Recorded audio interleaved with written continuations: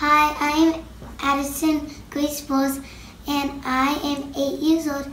And what I think about my daddy is that he's nice and he loves everyone like crazy, and he eats his food like less than 2 minutes. Well, my wife and I knew each other when we were 7 and 9 years old. I'll let you decide which one's older. But we've known each other since we were little kids, and it was just a long period of time. She moved away and lived in a few different states, but eventually came back here.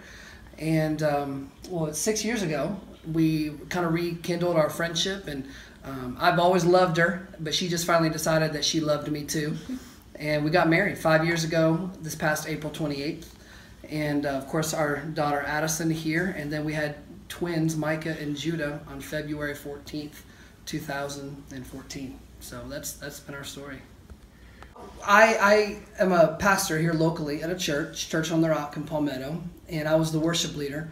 And when she moved back to her hometown here in Palmetto, she came back to her home Church on the Rock, and saw me in a little bit of a different light. I'd grown up a lot since the last time she had seen me.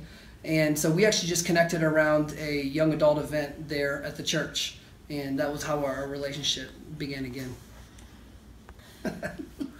Like, he was little. He was like he was Stevie. He was this little dorky kid. That's true.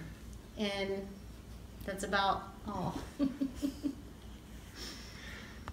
So Nana Diana, what were your first impressions when you met Steve? Well, I've known Steve since he was knee-high to a grasshopper, because we have been at Church on the Rock for almost 30 years. So when his family moved to town, they joined our church. So he and my children grew up together. And so I've known him a long time. So I've always considered him part of the family because he was Church on the Rock family. So I was very excited about the relationship when Keola came home, and they kind of met and again for the second time, and things just started blossoming. So it was great. It was a good fit. It felt right, and we know God's in it, so it has to be right.